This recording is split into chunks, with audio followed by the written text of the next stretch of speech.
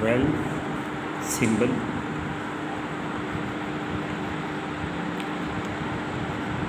of punctuation। ठीक हो गया बेटा? कितने होते हैं टोटल? 12। सबसे पहले हम शुरू करते हैं capital letter.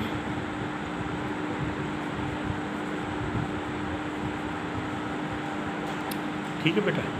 When we start any sentence,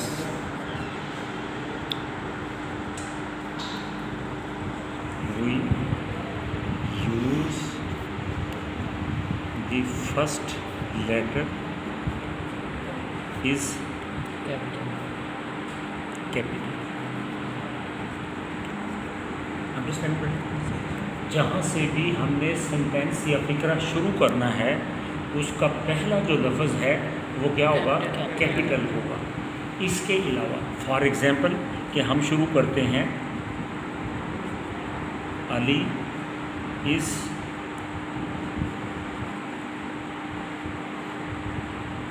offering prayer. ठीक है बेटा? जैसे ये आ गया। अब देखें यहाँ पे है ना पी, मैंने फिर बड़ा डाल दिया, हालांकि पी नहीं आना चाहिए, लेकिन प्रेयर जो है वो स्पेसिफिक है फॉर द मुस्लिम, इसलिए इसका पहला लफ्ज़ हम बड़ा डालेंगे। अंडरस्टैंड बेटा? इसके अलावा बड़ा जो कैपिटल वर्ड्स है उसमें हमने जितने भी हमारे जो प्रोवेंसेस के अंदर हैं, प्रोवेंसेस हैं जैसे पंजाब है, सिंध है, उसका पहला लफ्ज़ बड़ा होगा। कुरान, होली कुरान हम लिखते हैं, इसका एच भी बड़ा होगा और क्यू का कुरान भी बड़ा होगा। अंडरस्टैंड बेटा? कोई भी महीना आ जाए, जनवरी, फरवरी, मार्च, अप्रैल, चाहे वो स्टार्ट में हो, दरमियान में हो या एंड में आ जाए, उसका भी पहला लफ्ज़ जो है वो हम कैपिटल लिखते हैं। इसके अलावा जितने भी हमारे मुल्क में रिवर्स हैं उसके साथ भी हम जो है ना कैपिटल लेटर लिखते हैं। इसके अलावा कोई भी हमारा जो ये अपने हीरोज़ में से आ जाए, कायदे आज़म है या कोई और है, डॉक्टर कबीर है, तो उसके साथ भी हम लफ्ज़ पहला जो है ना कैपिटल लिखेंगे। इसके अलावा जितनी भी डिग्रियां हैं, FA है, BA है, FSC है, BSc है, उसका भी पहला जो लफ्ज़ है वो हमने लेटर वो कैपिटल लिखना होगा। अंडरस्टैंड बेटा? इसके अलावा जो बड़ी डिग्रियां हैं जैसे हम लिखते हैं PhD। अब ये देखें, ये डी यहाँ पे फिर मैंने बड़ा लिख दिया। आपको सवाल तो करें कि क्यों? इसकी वजह ये है कि देखें ये पी जो है ना, ये हम किसको पॉइंट आउट कर रहे हैं? फ़िलासफ़ी को। फ़िलासफ़ी खुद एक सब्जेक्ट है, लेकिन इससे भी बड़ी जो डिग्री है वो है डॉक्टरेट की। ऐसा ही है। जब हम इसको पढ़ेंगे ना, फिर कैसे पढ़ेंगे? नो नो नो नो, हम जब पढ़ेंगे तो हम पढ़ेंगे कि डी को पहले लेके आएंगे, डॉक्टरेट इन फिलॉसफी।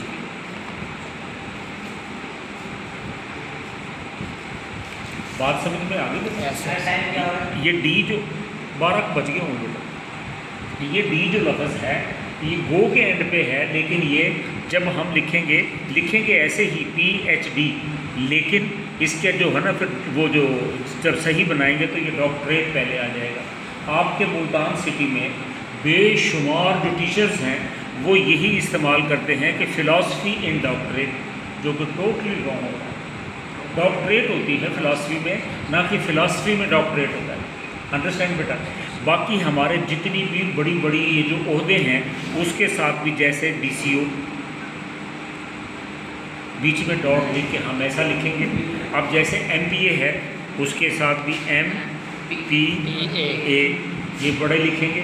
इसके साथ अगर कोई MNA ये भी हम कैपिटल ही लिखेंगे।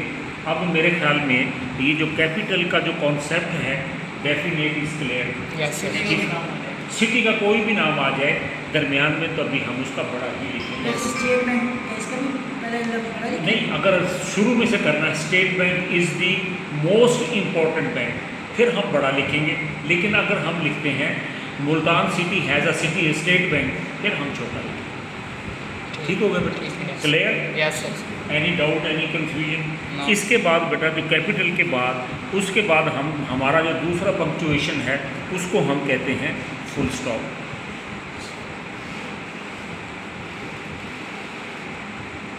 ठीक हो गया?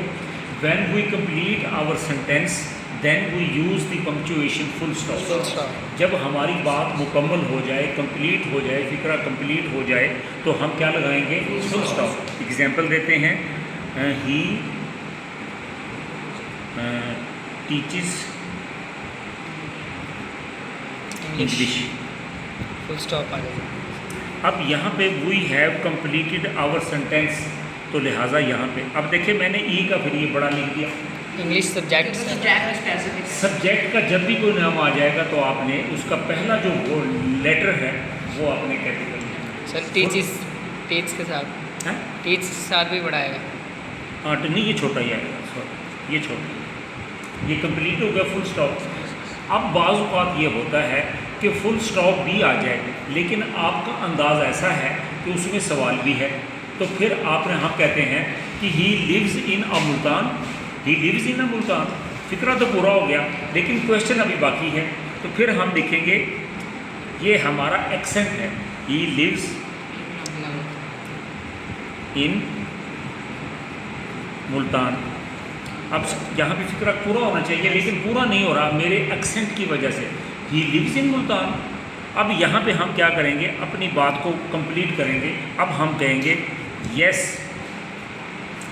ही लिव्स इन मुल्तान। अब मेरी बात कंप्लीट हो गई। अब जब इसको यहाँ पे बात कंप्लीट हो गई तो पहले हमने कौन सा फिक्रा पूरा करना है, ये, यानी सवाल भी ख़त्म हो गया, इसके बाद हमारा फिक्रा भी पूरा हो गया।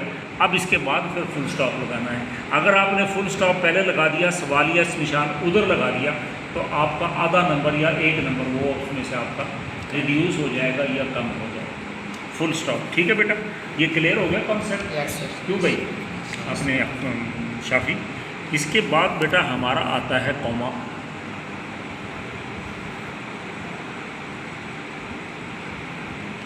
जिसको हम ये निशानी, अब कॉमा जहाँ कहीं भी इस्तेमाल करेंगे, when we use the punctuation of comma, when we start our talk, when we can not complete our talk and the other comments is remaining, then we use the comma. For example, I am questioning you कि Shafi what is your name, Shafi, लेकिन अभी भी मेरे style से मैं अगला question आपके mind में हो सकता है, मैं कहता हूँ व्हाट आर यू डूइंग सन। अभी मैंने सवाल किया, आपका फिर ये कॉमा यानी फिर वहाँ पे सवाल या निशान भी आ गया। उसके बाद मैं कहता हूँ आर यू सेटिस्फाइड शाफी।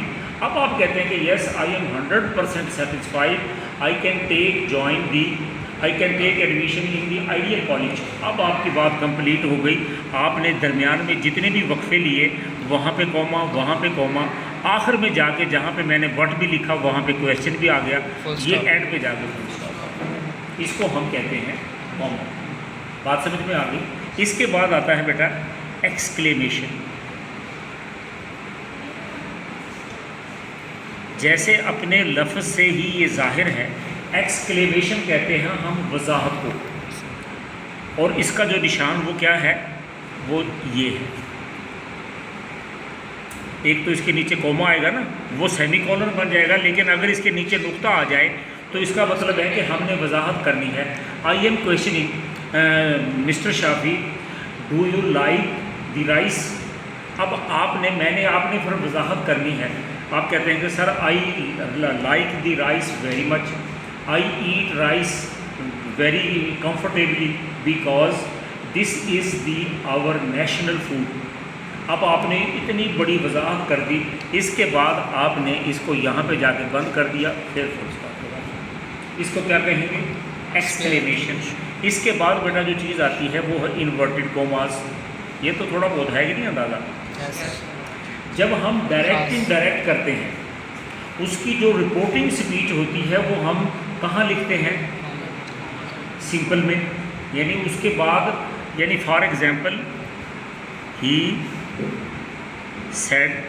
अब ये जो फ़िक्रा है यहाँ पे हमने कॉमा लगा दिया, उसने कहा, अभी उसने कहा नहीं, लेकिन इसके बाद हम यहाँ पे कहते हैं कि ही लव्स पाकिस्तान। ठीक है बेटा। Yes sir. अब ये जो इन्वर्टेड कोमा यहाँ पे भी आ गया, यहाँ पे भी आ गया। अब ये जो चीज़ है ये आपकी वो है अपने स्टेटमेंट, ये चीज़ आपने इन्वर्टेड कोमास में लिखनी होती है, एक बात। दूसरी बात ये कुरान करीम, हदीस या किसी भी जो हीरोज़ है उसका आपने अगर कोटेशन लिखनी है उसको भी हम इन्वर्टेड कोमास में लिखते हैं। अरबी लिखनी है उसको भी इन्वर्टेड कोमास में, और उसकी अगर हमने ट्रांसलेशन लिखनी है वो भी इन्वर्टेड कोमास में। और जब भी इन्वर्टेड कोमास को क्लोज करेंगे तो हम एंड पे जाके फुल स्टॉप ज़रूर लगाएंगे। ये क्लियर हो बेटा? Yes sir. इसके बाद आता है हमारा सेमीकोलन।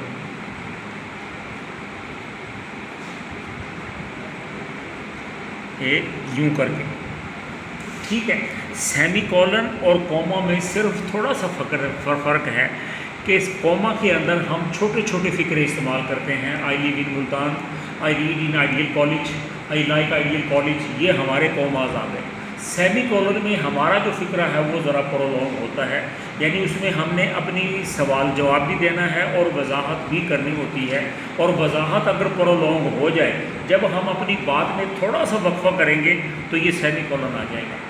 उसकी एक एग्जांपल देते हैं। एग्जांपल है कि जैसे I like the subject of Islamic studies because the whole मसाइल of the Islamic and the living in according to the Islamic studies. अभी पहले वाला फ़िक्रा, फिर दूसरा, फिर तीसरा, इनके दरमियान सेमीकोलन आता चला जाएगा।